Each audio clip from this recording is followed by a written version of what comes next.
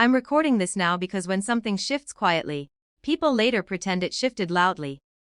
For 15 years, Christmas was held at my older brother Mark's semi-detached house in Essex.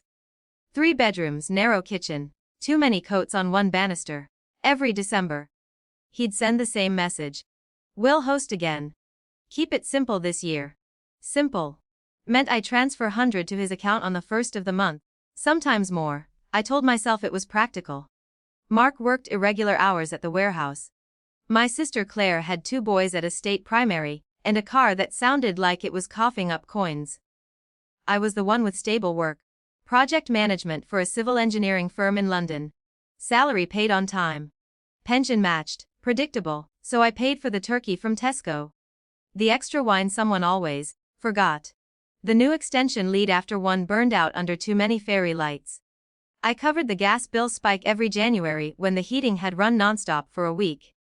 When Mum downsized to a retirement flat, I signed the remaining mortgage on the old place so Mark could stay in it. The agreement was informal. We're family, no one asked me outright. That would have required acknowledging it, they would say. We'll settle up later. And I would nod as if that was part of the ritual too. Last November, the group chat name changed from Christmas Chaos to Christmas, Immediate Family Only. I stared at longer than I should have. I am immediate family. I called Mark that evening. He cleared his throat. We're just keeping it tight this year. Core know how it gets. Core household. I repeated. Less stress. Claire's in-laws are coming by earlier in the week. It's just easier. Easier without me. There was no accusation in his voice. That was the unsettling part. It sounded sensible. Of course. I said. And I meant it, or at least, I meant that I wouldn't fight for a seat at a table I had already paid for. After I hung up, I opened my banking app out of habit. The standing order for the joint household account was scheduled for December 1st. The $7.50 this year. Prices have gone up. I deleted it, not dramatically. Just pressed cancel, then I logged into the utility portal. I had set it up years ago when Mark said he couldn't navigate the website. My email. My direct debit. My quiet management. I removed my payment method. I didn't announce anything. There was nothing to announce. If I wasn't immediate family, I assumed immediate family would handle immediate expenses. December passed without incident. No one mentioned money. I spent Christmas Eve at home in my flat in Stratford. Ordered a catered roast from a local pub. Watched the Queen's speech rerun and went to bed early. On January 12th, an email arrived from the energy provider. Subject line file nos discoan fnien. I read it twice. Outstanding balance 1,482.67. Payment required within 7 days to avoid interruption of service. The account was still technically in all our names because of the mortgage arrangement. Authority doesn't care about family politics.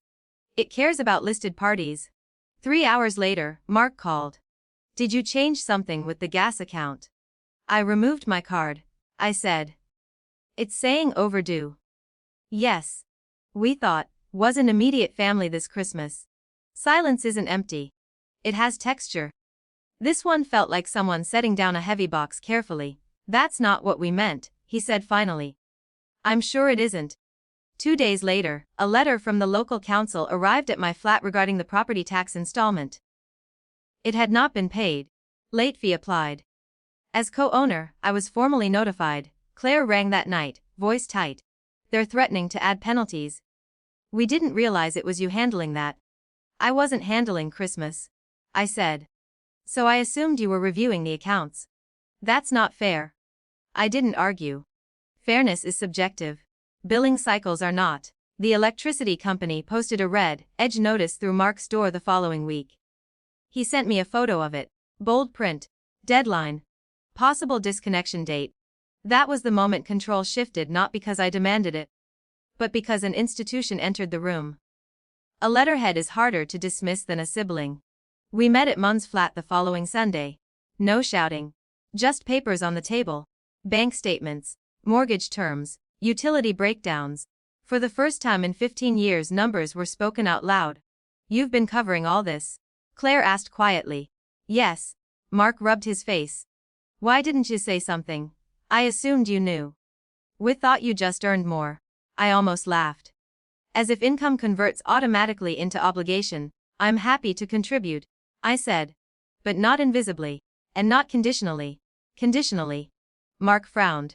If I'm family when the biz are due, I'm family at Christmas. No one argued with that. We set up proportional direct debits that afternoon. 3 names. Shared login credentials. I stepped back from managing it. My contribution would be what we agreed, documented. The utilities stayed on. The tax was paid. They borrowed short-term from Claire's in-laws to bridge the gap. It was uncomfortable. It was necessary. The following December, the group chat returned to its original name. No announcement. Just a quiet rename. I attended Christmas Day for 3 hours. Brought a dessert I bought. Not funded. When I left, I rinsed my own plate and put it in the rack. No one asked me to stay and help clean. It wasn't triumph, it was balance. We're still family. But now the cost of that word is distributed. And no one calls my support, helping out, anymore.